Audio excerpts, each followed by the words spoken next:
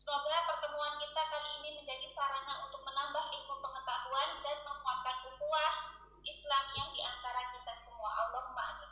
Sebelum kita mulai, marilah kita awali acara ini dengan membaca basmalah bersama-sama. Bisa di-unmute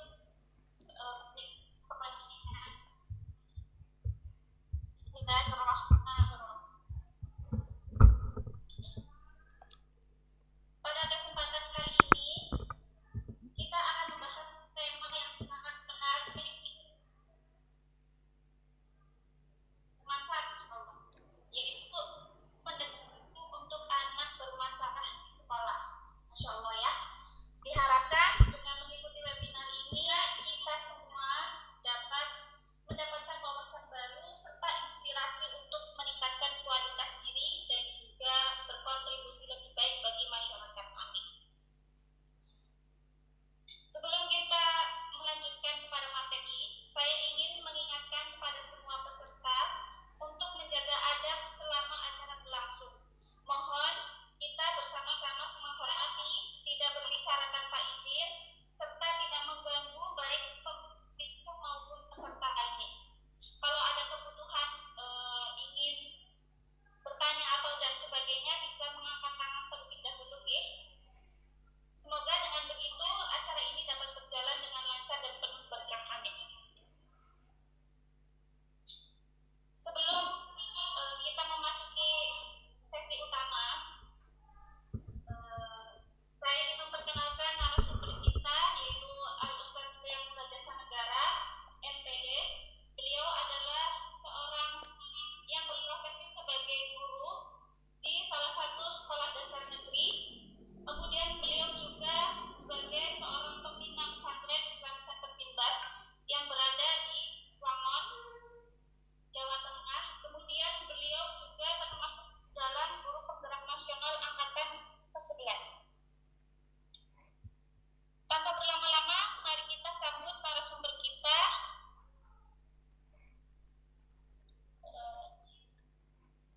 Al-Ustaz Priyam Jasa Negara. Sebelum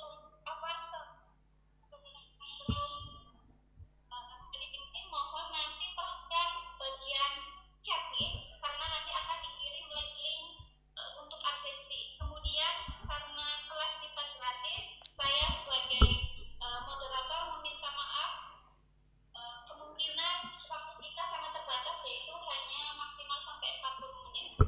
Ya, semoga nanti kita semua bisa kembali bertemu di webinar yang lain dengan kelas yang lebih maksimal. Amin.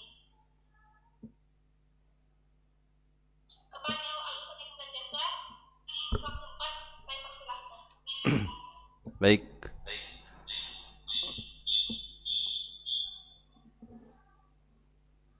Bismillahirrahmanirrahim. Assalamualaikum warahmatullahi wabarakatuh.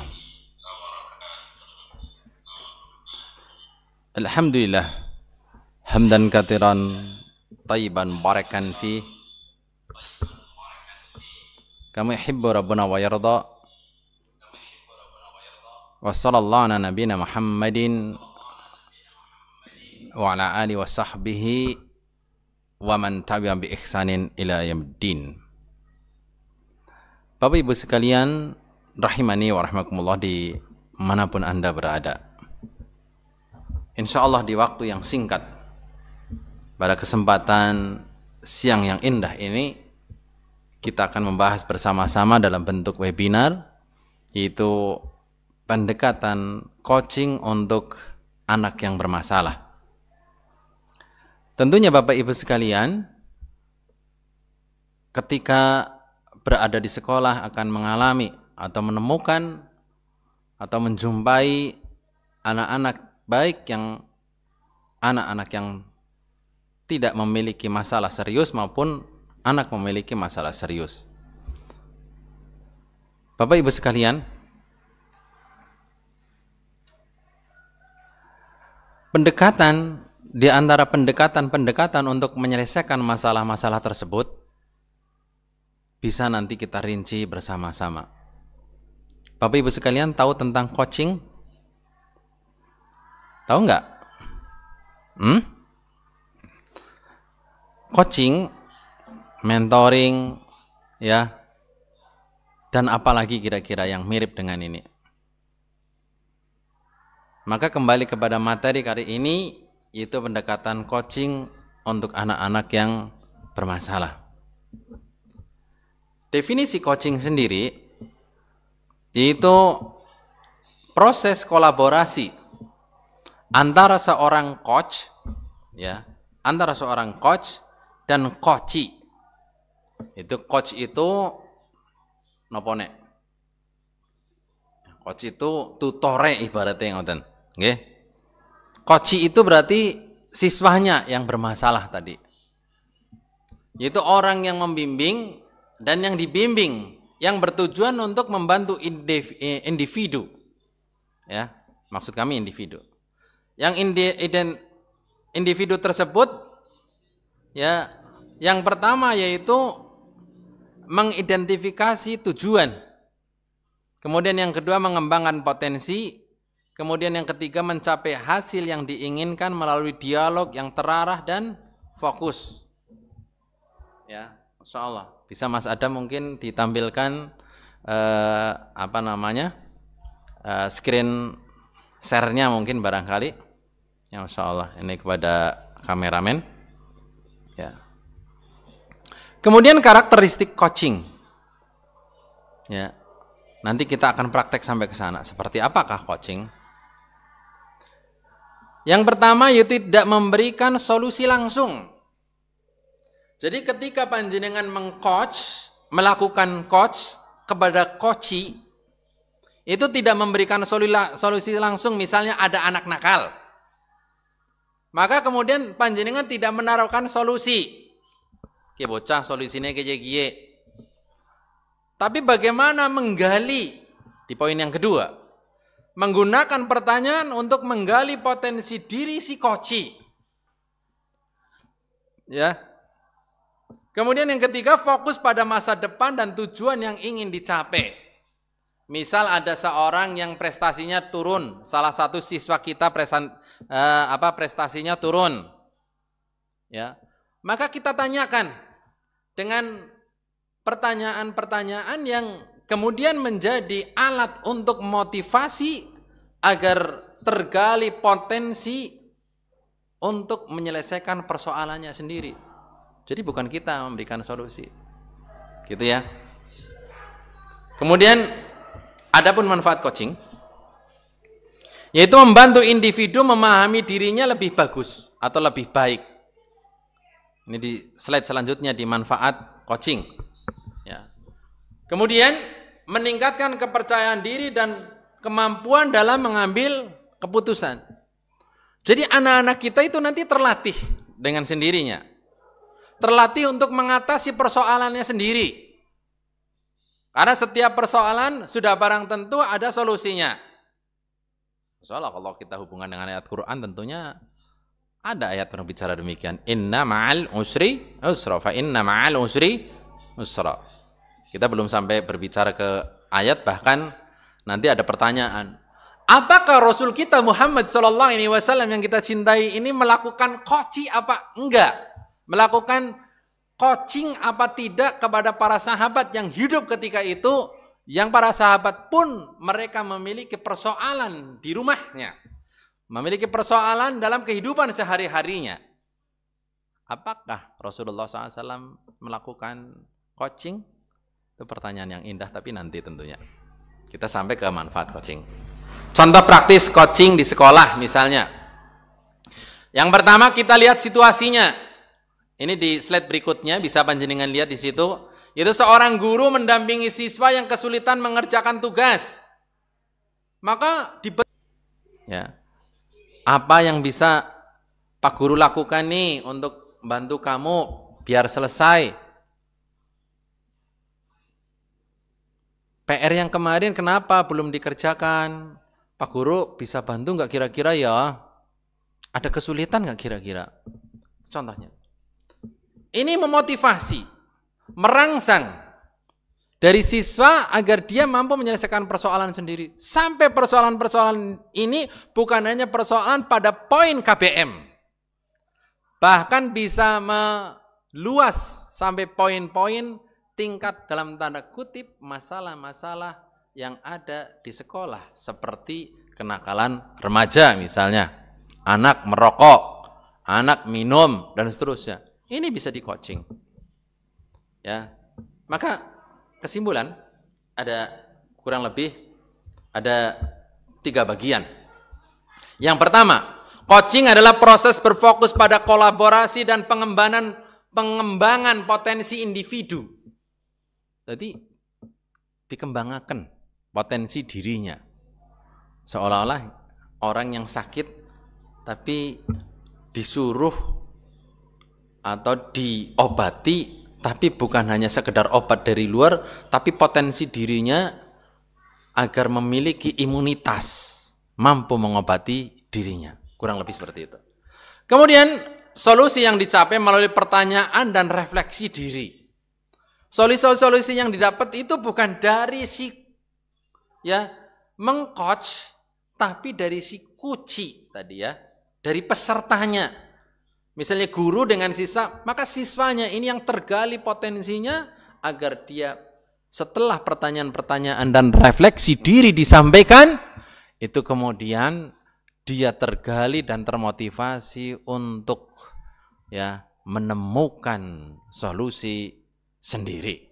Seperti itu. Kemudian yang ketiga, manfaat coaching yaitu sangat besar dalam meningkatkan pemahaman diri dan kemampuan dalam mencapai tujuan. Bisa dipahami teman-teman sekalian, rahimani warahmatullah, dimanapun Anda berada, Bapak Ibu sekalian, ya Bapak Ibu guru khususnya, tangpun timawon panjenengan jumeneng ya.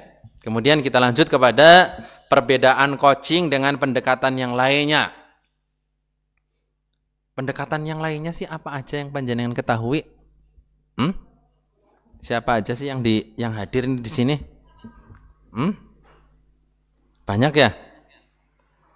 Oh, insyaallah. Siapa yang punya pendapat nih? Selain coaching, metode pendekatan untuk menyelesaikan persoalan selain coaching apa? Mentoring, ya betul. Apalagi? Monggo dibuka mic-nya.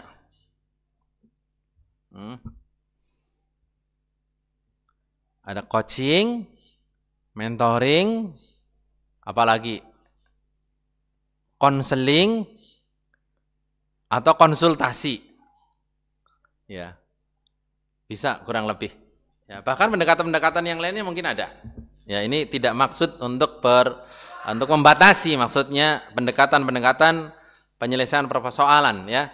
Karena perbedaan coaching dengan pendekatan yang lainnya itu sangat signifikan.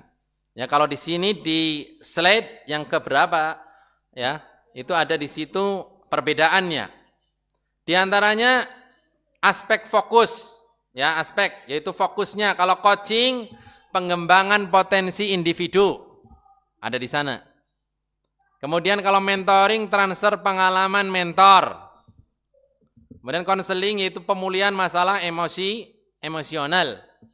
Kemudian konsultasi yaitu solusi spesifik pada masalah tertentu. Kita nggak bahas yang lain, kita fokus kepada coaching yaitu penggalian potensi individu. Jamaah sekalian rahimani wa rahmatullah, Bapak Ibu sekalian yang dirahmati Allah, Bapak Ibu guru sekalian. Ya, sebelum sampai berakhirnya ini, kami juga mengingatkan untuk Bapak Ibu, silahkan untuk aktif ketika ada tanya jawab dan seterusnya. Kemudian untuk biodata atau data diri, CV dan seterusnya bisa dilengkapi agar nanti ketika pencetakan sertifikat tidak terjadi salah, barangkali demikian. Kemudian yang selanjutnya orientasi waktu, yaitu coaching itu hubungannya dengan masa depan dan pengembangan. Sedangkan mentoring itu berbasis pengalaman masa lalu. Ya. Dan seterusnya. Ini perbedaan coaching ada di situ, bisa panjenengan lihat di tabel dari aspek coaching, mentoring, konseling, konsultasi dan seterusnya. Dari fokusnya, orientasi waktu, peran pendamping, metode, ya, itu ada di situ semuanya. Kalau peran pendamping itu kalau coaching fasilitator dan partner, kalau mentoring pembimbing dan pemberi saran, konseling itu terapis atau pendengar, kemudian konsultasi itu pemberi solusi langsung. Ya, kita percepat Bapak Ibu sekalian dimanapun Anda berada, rahimani wa rahimakumullah. Kemudian pendekatan coaching ada dua, yaitu pendekatan non-direktif. Atau apa itu pendekatan non-direktif maksudnya? Itu coaching tidak memberi solusi langsung. Ya, tidak memberi solusi langsung. Tetapi membantu coach menggali solusi mereka sendiri. Ya. Masya Allah. Ini bisa di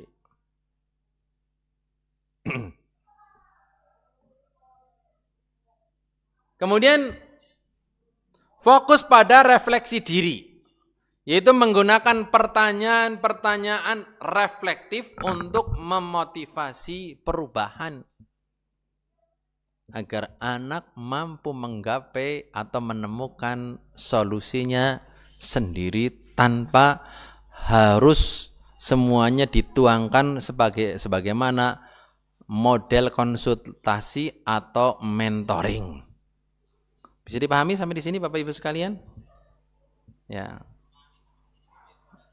Sampai di sini saya bertanya, apa langkah kecil yang bisa kamu ambil untuk memperbaiki perilaku ini, misalnya gitu.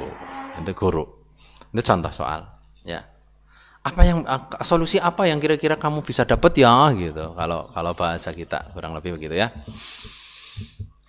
Mentoring biasanya dilakukan oleh seorang yang lebih berpengalaman. Akan tetapi kalau tadi apa? Coaching tidak. Ya, belum tentu. Bahkan bisa jadi gurunya itu hanya sebagai fasilitator.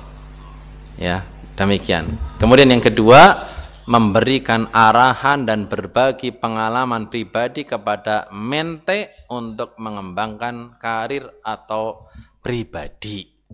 Itu kalau mentoring. Kemudian konseling, ini kita akan bedakan satu persatu. Berfokus pada masalah emosional atau psikologis individu. Dan memiliki tujuan yaitu pemulihan atau penyembuhan dengan mengatasi stres, trauma atau masalah emosional lainnya. Ya. Adapun konsultasi yaitu pendekatan berbasis pemberian solusi oleh ahli. Yang di sini kata kuncinya.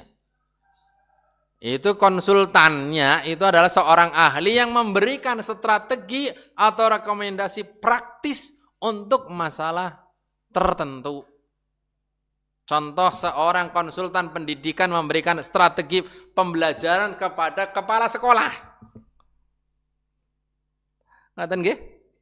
Tuh mriki pun paham napa dereng? Kesimpulan akhir di sini itu fokus pada pengembangan diri dan refleksi melalui dialog. Mengandalkan pengalaman mentor untuk memberikan arahan dan nasihat, ya, fokus pada pemulihan emosional dan psikologis individu. Kemudian yang keempat, memberikan solusi praktis untuk masalah yang spesifik yang dihadapi. Sekarang kita masuk ke bab berikutnya, yaitu pihak mana sajakah yang bisa menggunakan metode pendekatan coaching. Ya. Coaching itu pendekatan yang fleksibel. Dapat digunakan oleh berbagai pihak untuk mencapai tujuan pengembangan diri. Bahkan nanti kita akan tampilkan beberapa pihak yang dapat menggunakan coaching untuk meningkatkan potensi dan mencapai tujuan mereka. Contoh, guru. Ya. Contoh di sini guru. Guru dengan tujuan apa? Membimbing siswa untuk mencapai potensi terbaik mereka. Mengatasi tantangan mengajar di kelas. Nah, ini guru. Bahkan orang tua nanti ya. Guru menggunakan coaching untuk membantu siswa menetapkan tujuan belajar atau memperbaiki perilaku. Ya, Masya Allah. Kemudian yang kedua, siswa. Meningkatkan kinerja akademik, kepercayaan diri dan keterampilan sosial, mengelola masalah pribadi atau tantangan emosional. Apalagi Bapak Ibu sekalian, Ada anak-anak, siswa itu kan macam-macam.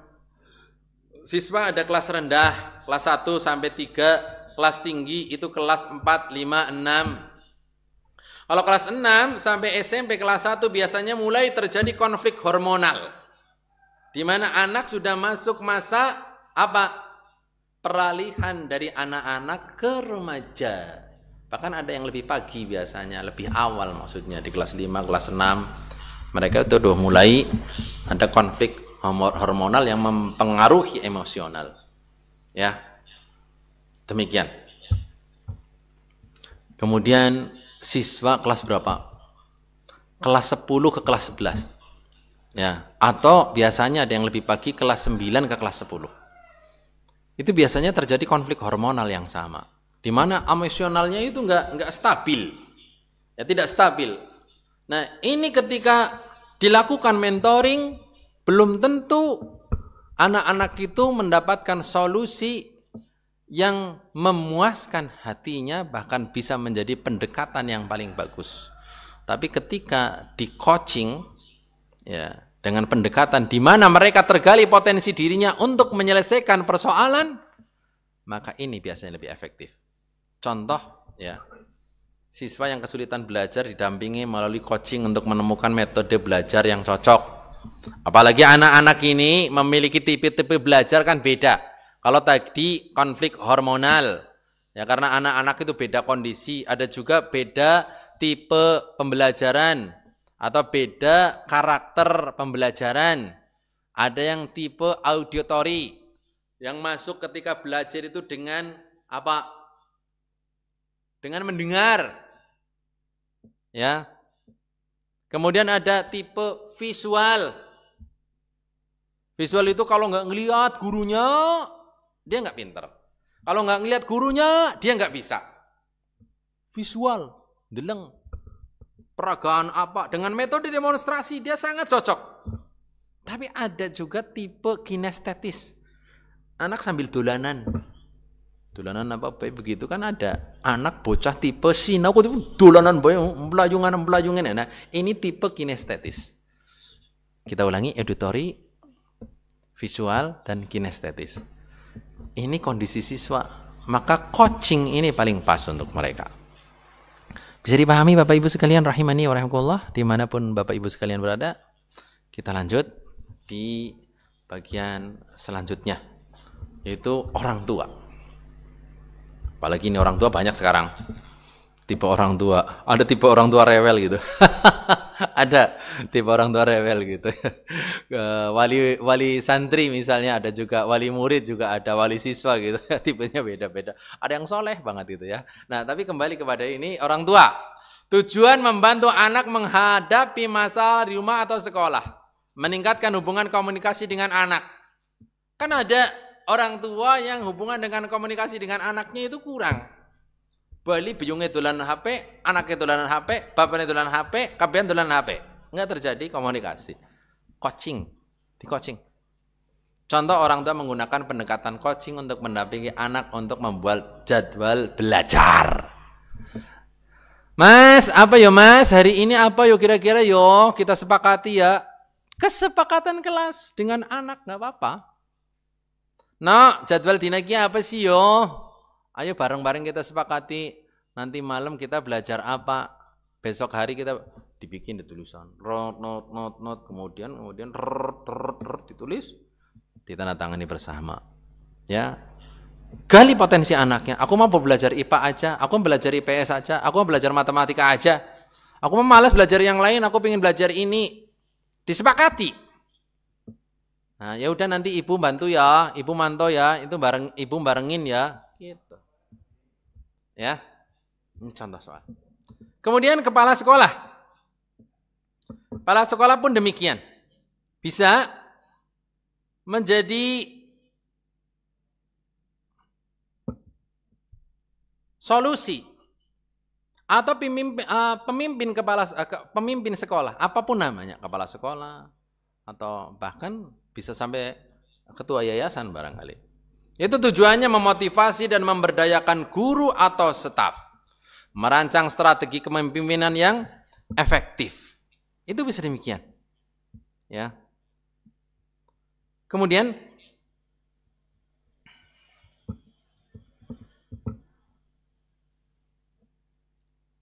selanjutnya itu apa? Konselor sekolah. Yaitu mendampingi siswa atau guru dalam menemukan solusi atas masalah emosional dan akademik. Nah, masalah kan ada masalah emosional, ada masalah akademik, memang nilai-nilainya gimana, secara emosional gimana, dia mungkin sedang jatuh cinta, seperti itu. Anak begitu kan beda-beda. Mungkin dia keberaniannya belum tumbuh karena mungkin dia masih banyak tekanan batin di rumahnya, karena mungkin ada fatherless atau enggak motherless gitu ya. Demikian. Ya, konselor menggunakan coaching untuk membantu siswa menyelesaikan konflik dengan teman misalnya. Atau bahkan yaitu pelatih profesional. Pelatih profesional. Yaitu membantu individu atau tim atau organisasi mencapai tujuan spesifik. Contohnya pelatih profesional mendampingi sekolah dalam meningkatkan manajemen dan efisiensi operasional. Mohon maaf, ini Mbak Adinda, ini dari mahasiswa KKN Stitma. Ini sampai jam berapa kira-kira?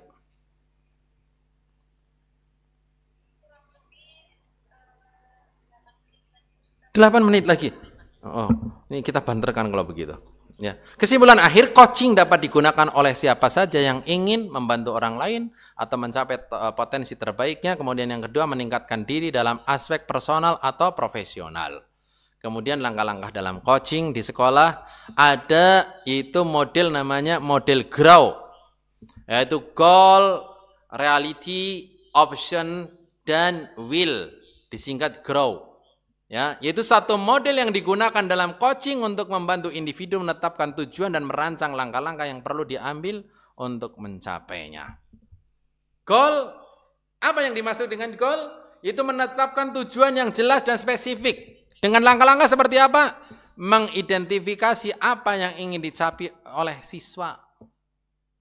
Gitu ya. Kemudian yang kedua, membantu mereka merumuskan tujuan yang realistis dan terukur. Ya. Contoh, nak, kamu tujuan menghadapi ujian ini apa sebenarnya? Kamu punya tujuan enggak? Nak, kamu punya cita-cita apa enggak? Ada contoh, ya. Kemudian reality. Menggali situasi saat ini apa yang sudah dicapai dan tantangan yang dihadapi. Yaitu memahami keadaan yang saat ini baik dari segi keterampilan, sumber daya maupun hambatan. Nak, kamu pinter loh. Kamu bisa loh. Mengidentifikasi hal yang sudah dicoba dan apa yang belum berhasil. Kamu udah nyoba apa? Kamu udah melakukan apa untuk menyelesaikan persoalan yang kamu hadapi? Belajar udah belum? Nah, kemarin game online gimana? Kamu game online terus gimana tuh? Gitu. Dengar-dengar katanya kamu ini, dan misalnya, kita bisa gitu kan? Kita percepat ya. Mohon maaf, ini 8 menit lagi ternyata. Kemudian yang ketiga, option, mencari berbagai kemungkinan solusi atau strategi yang diterapkan dengan menggali berbagai alternatif dan cara untuk mencapai tujuan, menyusun beberapa opsi yang dapat dipilih oleh siswa untuk mengatasi masalah atau mencapai tujuan. Ya, apa yang kamu bisa lakukan nih untuk belajar lebih efektif? Bisa ditanyakan begitu. Kira-kira kamu nilainya itu sekarang jelek itu kenapa sih ya, Dek? Coba Gus, pinter banget. Ya, apakah ada cara lain yang bisa kamu coba selain belajar sendiri? Kamu pernah belajar kelompok apa enggak? Itu kalau masalahnya masalah nilai-nilai akademis tentunya.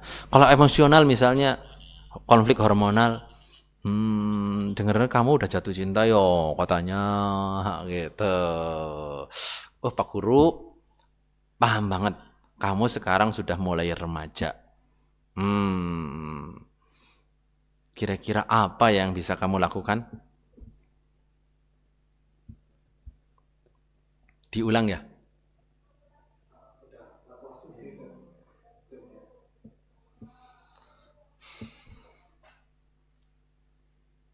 YouTube-nya? Ya. Kita lanjutkan.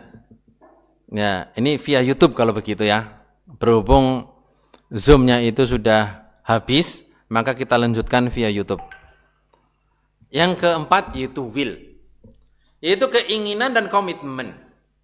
membantu siswa atau guru untuk membuat rencana tindakan dan berkomitmen untuk melaksanakannya. Mohon maaf para pemirsa sekalian yang ada di Zoom, kita masuk ke link YouTube, ya, ke link YouTube, sehingga mohon maaf karena kondisi ya, karena kondisi sehingga kita tidak bisa melanjutkan ke YouTube seperti itu.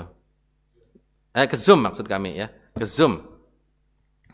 Maka kami nanti akan berikan contoh di link itu bagaimana contoh sederhana untuk coaching. Kemudian kembali kepada ringkasan langkah-langkah coaching, yaitu yang pertama goal, menentukan tujuan yang jelas, reality, menilai kondisi saat ini, option, menjelajahi berbagai pilihan atau solusi, kemudian will, itu membuat rencana, tindakan, dan berkomitmen. Apakah coaching? Ini ya, dilakukan oleh Nabi kita. Ya, tampilkan di YouTube. Ya, bisa masuk ke YouTube ya, Mas Adam ya. Ini kameramen ya, kami ya. Nah, nanti diolah untuk bisa di link ke YouTube. Ya, apakah coaching dilakukan oleh Nabi kita? Bisa dijawab ya, bisa dijawab tidak. Kembali kepada konteksnya. Karena apa? Kalau konteksnya dinamakan yaitu Rasul, bisa dikatakan dengan standar ilmu modern bahwasanya Rasulullah SAW melakukan coaching, jawab tidak. Kalau dengan bahasa yang ditemukan dalam istilah modern. Tapi kalau dalam istilah terdahulu, bisa dijawab ya. Karena apa? Ada beberapa hadis, yaitu seperti hadis yang ada dalam Sunan Abu Dawud dalam kitab Al-Aqdiyah, hadis nomor 3592, di mana ketika Mu'ad ibnu Jabal ya bertanya kepada Nabi ketika beliau diutus oleh Nabi, maksud kami ke Yaman, maka Rasulullah SAW ketika itu bersabda, bagaimana engkau akan memutuskan jika dihadapkan kepada suatu perkara? Dihadapkan kepada suatu perkara. Maka kemudian Mu'ad menjawab, aku akan memutuskan dengan apa yang ada dalam kitabullah. Beliau bertanya lagi, jika tidak ada dalam kitabullah? Mu'ad menjawab, dengan sunnah Rasulullah SAW. Kemudian beliau bertanya lagi, jika tidak ada dalam sunnah Rasulullah SAW? Mu'ad menjawab, ketika Rasulullah bertanya, jika tidak ada dalam sunnah Rasulullah SAW, Mu'ad menjawab, aku akan berijtihad dengan pendapatku dan tidak akan, ya, kemudian dia menjawab apa? Aku akan berijtihad dengan pendapatku dan aku tidak akan menepuk, ya, tidak akan menyanyiakan, maksudnya dengan sembrono. Ya, Rasulullah SAW ketika menanyakan kepada Mu'adz demikian, sambil menepuk dadanya dan bersabda, ya, tidak akan menyanyiakan. Ya, aku tidak akan menyanyiakan. Ya, Masya Allah. Maka di sini Rasulullah SAW ya mengatakan, segala puji bagi Allah yang telah memberikan taufik kepada utusan Rasulullah dengan apa yang diridhoi oleh Rasulullah. Demikian. Saya ulang, terakhir Mu'ad ibnu Jabal mengatakan dengan sunnah Rasulullah. Kemudian ketika ditanya lagi, jika tidak ada di dalam sunnah Rasulullah SAW, ya, yang ditanyakan, Mu'ad menjawab, aku akan berijtihad dengan pendapatku dan tidak akan menepuk dadanya, kemudian tidak akan menyanyiakannya, dan sambil menepuk dadanya, kemudian Rasulullah SAW mengatakan, segala puji bagi Allah yang telah memberikan taufik kepada utusan Rasulullah dengan apa yang diridhoi oleh Rasulullah SAW. Peristiwa pertama. Teman-teman sekalian rahimani wa rahmatullah dimanapun Anda berada, coaching yang terakhir, kalau memang betul standarnya ketika itu Rasulullah SAW melakukan atau tidak, kalau diukur dari konteks ini bisa jadi iya. Kalau diukur dengan konteks modern maka tidak. Dari hadis apa? Dalam Sahih Muslim, dalam hadis nomor 2571, Sahih Bukhari hadis nomor 6107. Di mana ja'at datanglah seorang wanita ila Nabi Muhammad sallallahu alaihi wasallam Yaitu seorang wanita yang berkulit hitam dari kaum Ninawa datang kepada Nabi SAW. Kemudian dia bertanya, "Ya Rasulullah, saya menderita penyakit yang menyebabkan saya kejang-kejang, epilepsi atau ayan, dan sering terjatuh. Doakan saya agar sembuh." Maka kemudian Rasulullah SAW memberikan jawaban apa? "Kalau kamu mau, aku mendoakanmu. Kalau engkau mau, ya,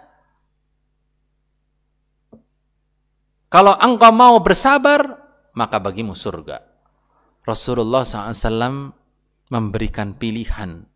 Maka apa yang dipilih dari potensi yang ada dalam wanita oleh wanita hitam yang berasal dari Ninawa ini, dia kemudian memilih bersabar. Kemudian, "Akan tetapi ya Rasulullah, ketika aku kambuh, terbuka auratku, maka mintakanlah kepada Allah untuk apa? Agar engkau mendoakan kepada Allah agar tertutupi auratku ketika aku kambuh." Masya Allah. Demikian kiranya bisa menjadi manfaat. Kesimpulan akhir bahwasanya coaching ini titik fokusnya adalah penggalian potensi diri dari seorang individu agar dia mampu menemukan solusi terhadap masalah yang dihadapinya. Apakah Rasulullah SAW dan para sahabatnya melakukan coaching? Kalau dalam standar ilmu modern mungkin tidak. Tapi kalau standarnya ilmu yang ada pada orang-orang terdahulu, bisa dijawab iya dengan konteks seperti itu. Kiranya ini menjadi manfaat bagi kita semuanya agar kita bisa mampu melakukan coaching di suatu kesempatan, dan nanti insya Allah kita akan sampaikan contoh sederhana coaching di dalam kelas ketika ada santri atau siswa yang memiliki masalah. Subhanakallah hamdika asyhadu an la ilaha illa anta astaghfiruka wa atubu ilaik. Wassalamualaikum warahmatullahi wabarakatuh. Terima kasih kepada semua pihak yang membantu acara ini, Mas Adam kameramen dan juga mahasiswa-mahasiswi dari KKN Stitma dan juga yang lainnya yang membantu suksesnya acara seminar online webinar pada kesempatan siang hari ini. Sekian, wassalamualaikum warahmatullahi wabarakatuh.